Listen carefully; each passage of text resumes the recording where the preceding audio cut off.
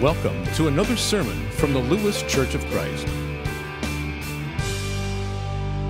And now, here's Mark. It's the first Sunday in October, and that means we are starting a brand new sermon series for this month. And our sermon series this month is called Lazarus.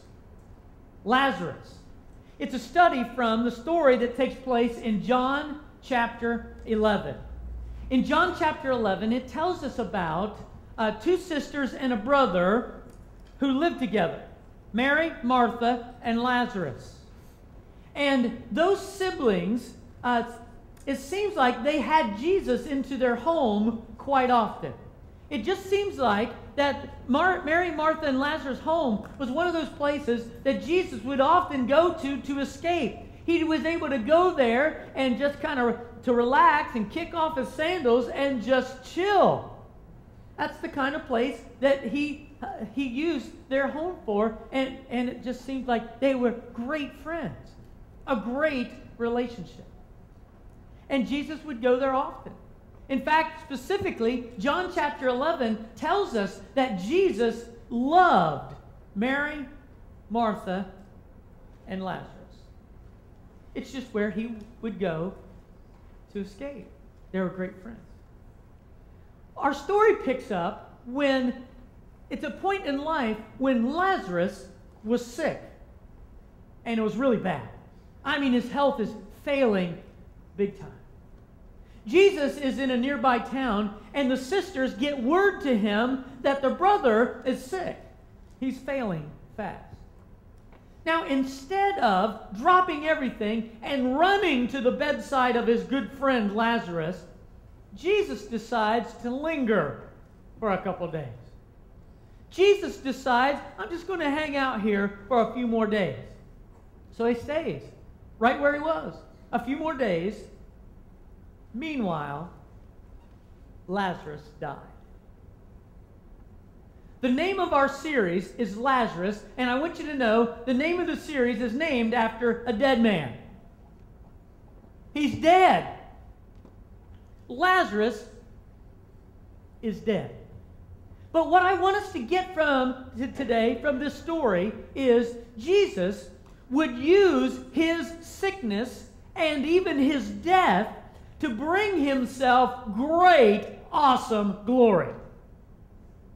Jesus is going to use the sickness, the suffering, and even the death of Lazarus to bring himself incredible glory and honor.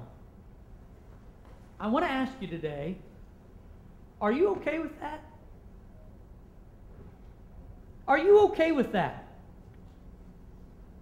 Have you gotten to the point in your life that you have come to Jesus and you have said to Jesus, Jesus, I'm yours. Use me however you see fit. Use me however you would like. Use me to bring you ultimate glory regardless. Regardless if it means good or if it's through bad. Regardless if I have to suffer, if it's sickness, or regardless even in death. I'm willing to be used for your glory. You okay with that? Are you there? I want you to be there. I want you to say, regardless, Lord, I'm yours, use me. And that's where he wants you to be, too. Let's pick up the text in John chapter 11, starting with verse 17. Watch this. On his arrival, Jesus found that Lazarus had already been in the tomb 4 days. Jesus didn't just linger a day or so. He's already been dead 4 days.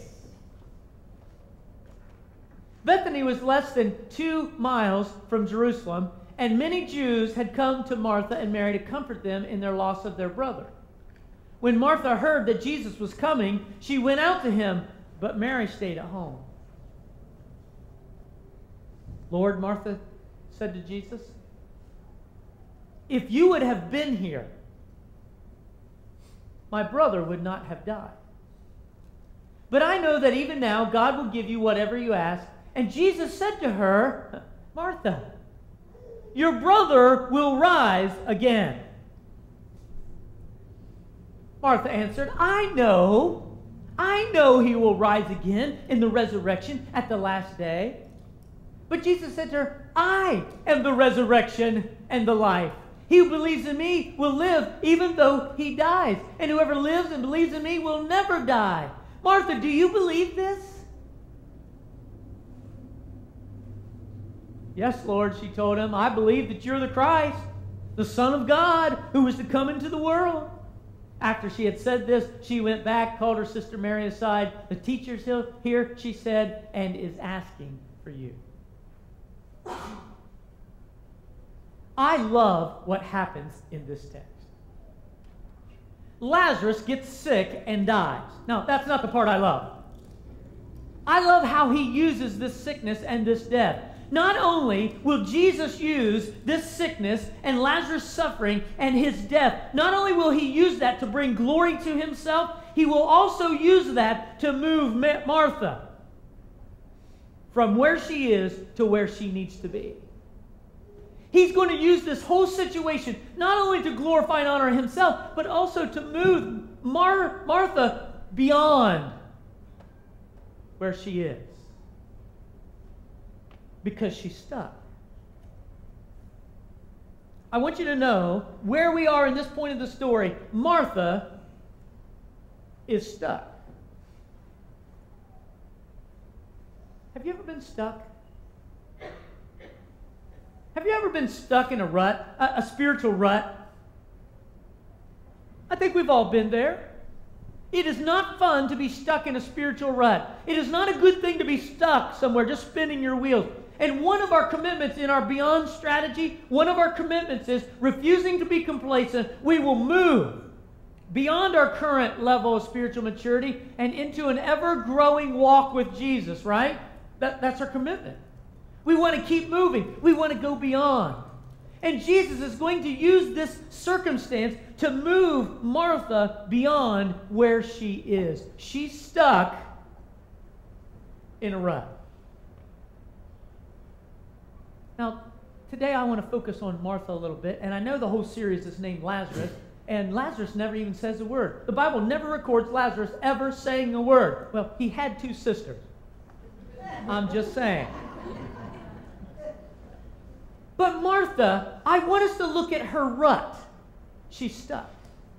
First of all, she's stuck in the process of grieving. She just lost her favorite brother. I mean, it's the only brother, but her brother died. She's hurting, she's grieving, and she's stuck in the process of grieving. Now, typically, there is a process that's pretty typical for most people, and you have to, if you're really going to go on, you've got to make your way through the process. The process tends to start out with shock and denial. I can't believe that happened. Then the next part of the process is pain and guilt. I could have done more. Maybe I could have done something. The third part in the process is anger. I'm just mad.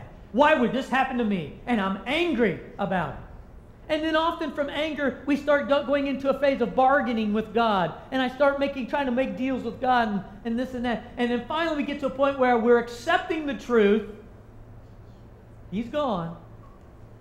And when we get to that point and we go through that process, then we can actually move on in life. Well, Martha is in the beginning stages of the grief process, but she's in the grief process. She's hurting. She's stuck in that process, and it hurts. She's grieving. And I want you to know that Martha is exhausted. She's kind of stuck in exhaustion. And I guarantee she's exhausted. You know why? It's Martha. Martha, Martha. Remember? She's always the one working. She's a doer. She's always doing something. She's always serving. Now, she might be complaining about those not serving, but she is always serving. Martha, Martha. And I know she's exhausted. Because you know what she has been doing for this past season of life? You know what she's been doing, right? Taking care of her sick brother.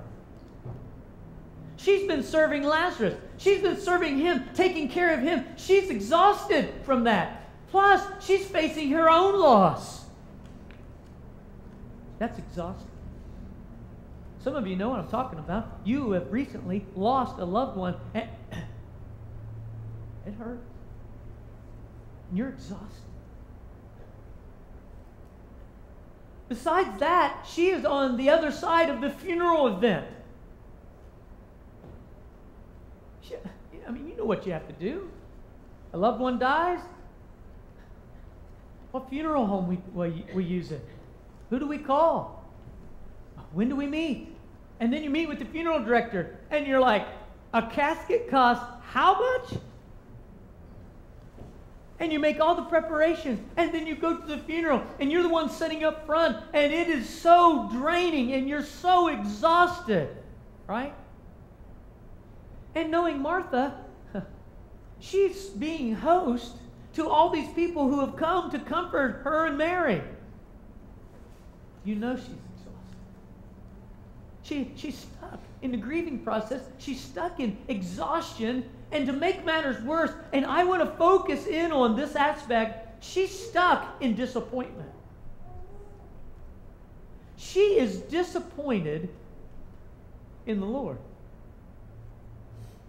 She is disappointed with what the Lord did not do. Did you hear what she said? I get this from her very own words. She said, back in verse 25, Lord, if you would have been here, my brother would not have died. You can almost hear the tone in that, can't you? Lord, if you would have been here, things would be different. If you would have been here, my brother would not have died. In other words, where were you? What did you have so important going on back there that you couldn't be here for your friend? And she is stuck in disappointment. And she is disappointed in what the Lord did not do. Have you ever been disappointed in the Lord? That's where we find Martha. She was so disappointed in what he did not do. In other words, she was putting the blame on him. If you would have been here, things would have been different. It's your fault.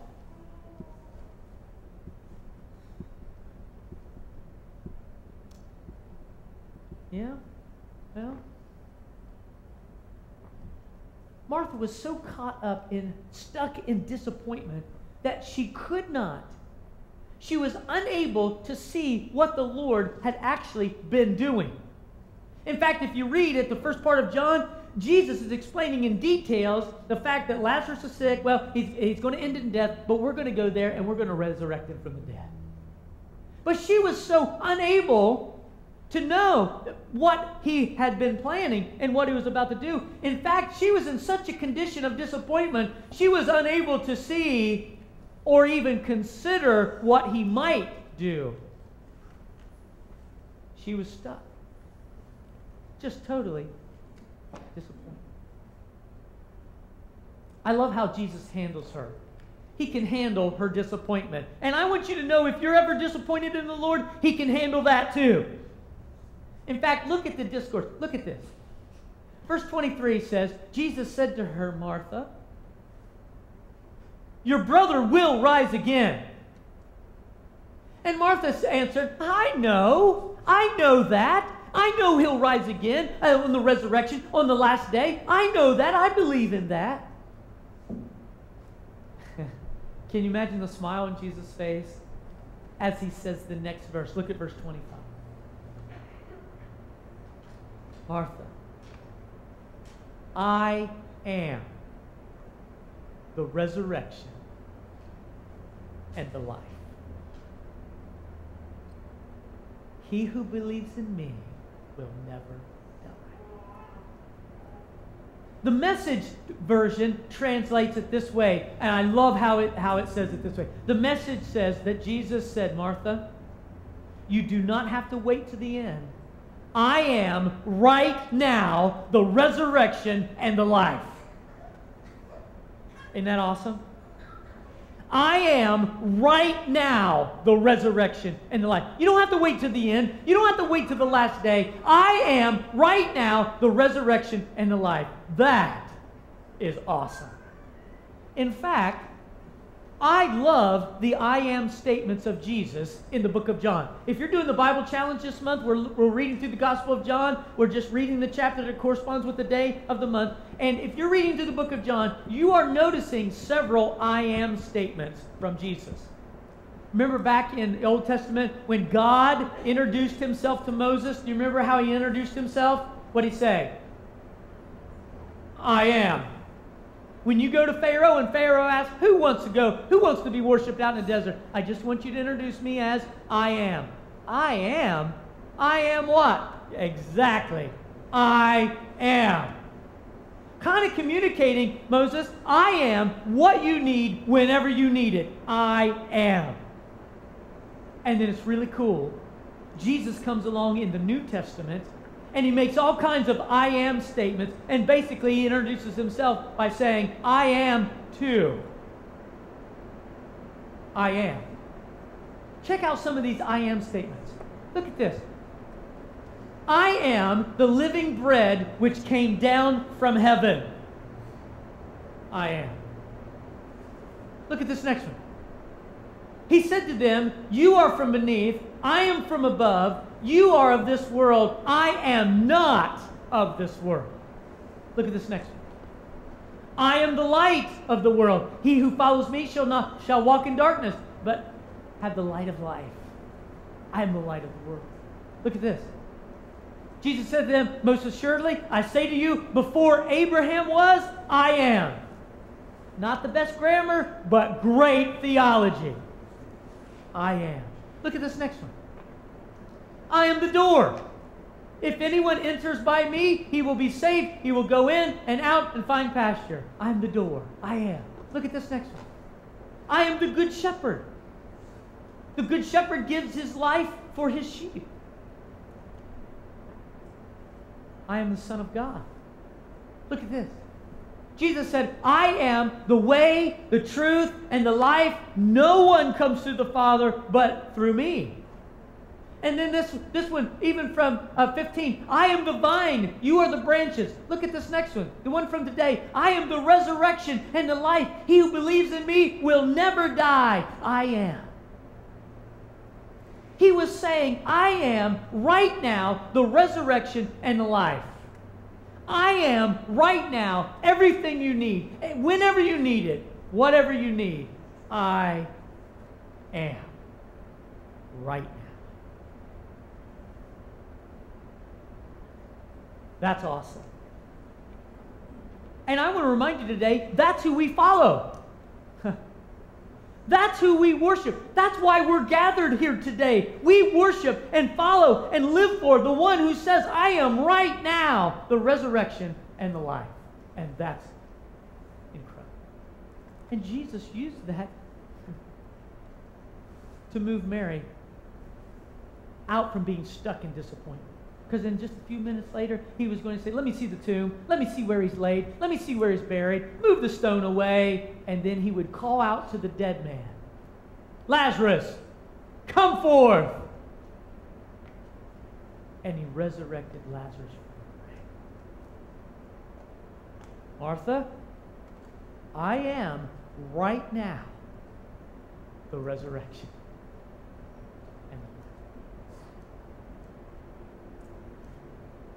About a month ago, you will remember that I took a short mission trip to Haiti. I want you to know that I did not want to go to Haiti. I didn't. In fact, about 10 years ago, we had a local preacher from Haiti into our church, and he spoke. And I remember at the end of the service going home saying to Angel, I told the Lord tonight, hey, I'll do anything you want to, but please don't ever send me to Haiti. I don't want to go to Haiti. In fact, when I told somebody in this church, when I told them I was going to Haiti, they responded back to me, Mark, you need a psychiatrist. Well, I know that, but I'm going to Haiti. Well, Let me tell you how that happened a little bit. Billy Johnson is the preacher at the Denton Christian Church, and Billy Johnson's been to Haiti 3 times. And back in December, this past December, Billy Johnson asked me, Mark, I'm scheduling a trip to Haiti in May. I really want you to go with me on this trip. Will you come with me? Are you in? I got my phone out. I did a quick search in May, and I realized I had like 3 major commitments in May. And I said, man, I can't afford to be gone in May. Nope, I'm not going. Now, as soon as I said no, I knew I just had said no to Jesus. But I didn't do anything. And I justified it. My May was already booked. I already made several commitments. I couldn't go back and say I can't do it. I already said I could do it, but really deep, I don't want to go to Haiti. No. 2 months later, it's February. It's a Saturday evening. It's, in fact, the Saturday evening after our last men's retreat. I am exhausted. It's Saturday evening. It's about 5 o'clock in the evening. My sermon is not complete for the next day. I'm totally exhausted. My phone keeps ringing and dinging. Would that thing just shut up? I got to finish my sermon. About 5 after 5, my phone dings again. And as soon as it dings, telling me I got a text, anger flashed through my body. I reach for my phone, and on the phone is Billy Johnson texting me, hey Mark, our trip to Haiti in May is being postponed to September. Are you in now? Now, I really can't describe what happens next, but I'm going to do my best. As soon as I read, it is postponed till September, are you in this time? Anger flashed through my body, and I was paralyzed. Literally, I became paralyzed, and I slumped over on my couch, holding my phone. And the only thing moving was tears down my face. And I could not move a thing. I was paralyzed, literally paralyzed. And I stayed there for several seconds. Now, it seemed like a lot of minutes. In fact, it seemed like a whole lot of minutes. But for several seconds, I was just paralyzed. I could not move until I said, okay, I'll go. And when I said, okay, I go, I like popped out of trance or something. And it was as if the Lord had pinned me down until I said, uncle. And when I said, uncle, he released it. And I'm on my way to Haiti. And I texted back, no, I do not want to go to Haiti, but I have to. Count me in. As soon as I said I'm in, an anxiety level went up in me. Big time. I can't explain it. But as soon as I said, okay, I'll go, anxiety, whoop. And I just knew something was going to go wrong on this trip. I just knew something out of the normal was going to happen to us.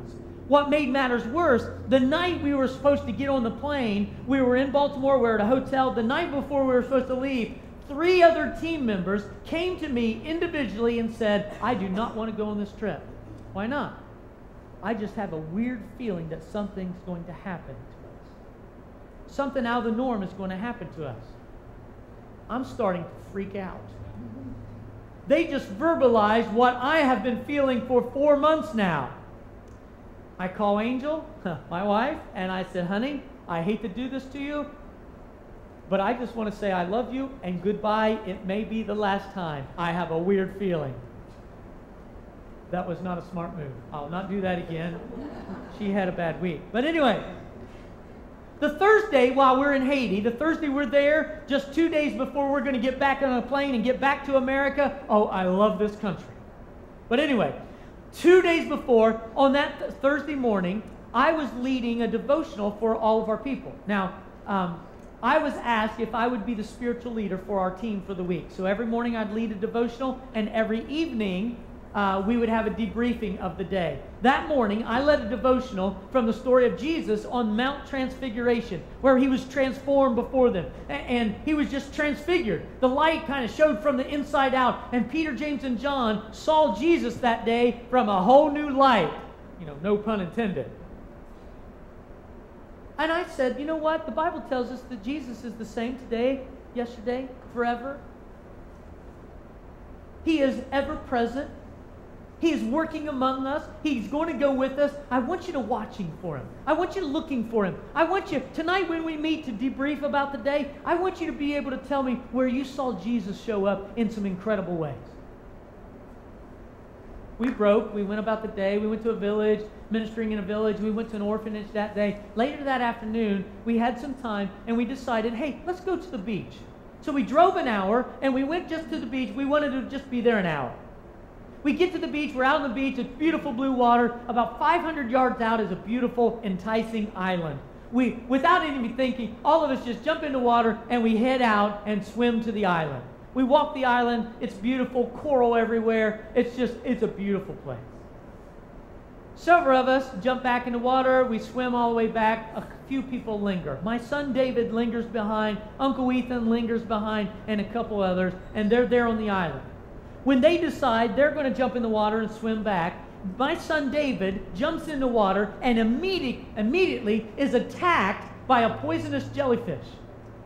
It is a huge jellyfish, length of his body. It wraps around him and stings him here on the arm, down his side, and down his leg.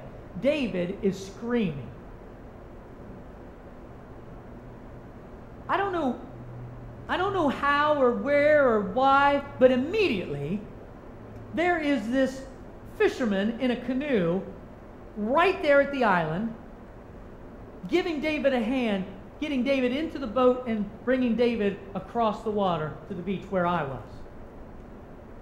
No idea where he came from. He's just there, and he brings David across. So I get David, I find out what's going on. I understand a jellyfish. I turn around to say thank you to the fisherman who just brought him over, and he's gone. I have no idea where he got to. Okay. Thank you. David's hurting. Now David, the poison's going through his body, and David is panicking. He's swelling up. David is breathing, erratic. He's shaking uncontrollably. He is freaking out. One of the natives said immediately, you need to get to a hospital fast.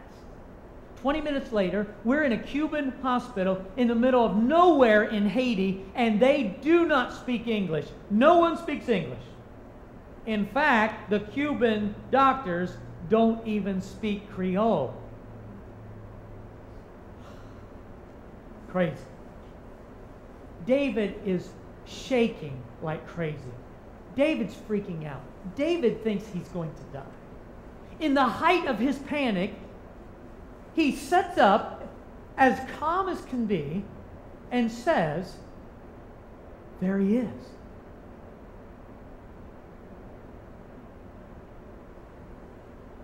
There who is? And David says, there's Jesus. The Cuban doctor just walked in the door, and he made his way right to David's bedside, and David, as calm as could possibly be, I have been with him an hour now, going crazy, as calm as could be, David sets up, and he says to this man, who he thinks is Jesus, hi, and he acts like he's going to climb into his arms. I'm like laying him down, huh? It's okay, you're not about to die, this is the doctor. And the doctor said in his, when David's crazy, the doctor said, I remember it very clearly, David heard it very clearly. The doctor said, I am only here to help you. Which is really weird because that dude didn't speak a lick of English the whole rest of the time we were together in that room. In fact, after we left the first room, the evaluation room, to go get into a hospital bed where David would spend another hour, we never even saw that dude again. And in reflection, I'm thinking, Maybe it was Jesus.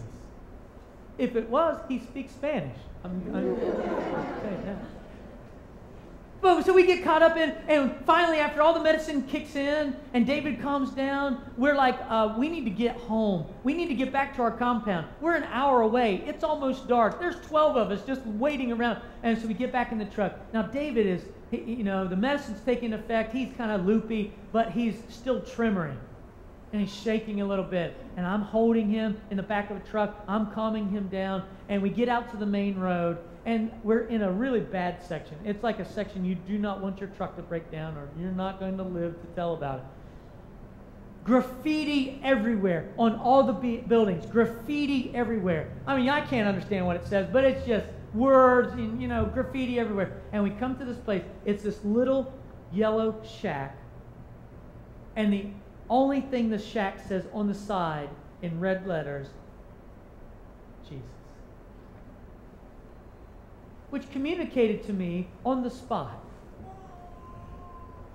through all the chaos, through all the panic, through all the fear,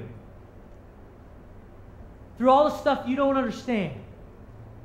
Here's where I want your focus. Jesus. And that day, that night, when we got together with the group, I was able to share some incredible ways where I saw the Lord show up. And I was convinced again, he is right now. Resurrection. And I want to close suggesting 2 takeaways. I would love for us to be dismissed today, and I'd love for us this next week to be more reflective. I want every one of us to be more reflective as we head into this next week, and more reflective of maybe what he's trying to do in us. I don't want you getting stuck in disappointment. I don't want you being frustrated at what you think the Lord did not do for you. I want you maybe being more reflective of how he's going to use this to grow you.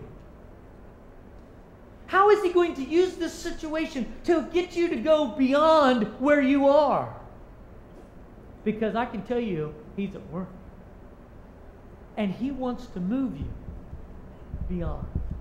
So maybe we could just default in our trusting of him and our thinking and reflecting of how he's going to use this situation to move me and to grow me. Let's be more reflective. I love Romans 8:28. Romans 8:28 says, "For we know in all things God works for the good of those who love him." Let's be more reflective of that. And then secondly, can we live this next week being more expectant? Expectant. Let's expect to encounter the right now resurrection and life. Let's be more expectant. Let's not get stuck in disappointment of what he didn't do. No, let's live more excited, waiting for, more expectant of what he might do today. Because he is, right now, the ever-present Lord of all. He promises always to be with us. He is right now. What will he do today? Let's not get stuck in disappointment of what he didn't do. Let's look forward to what he might do right now. He is right now, I am. He is right now the resurrection and the life.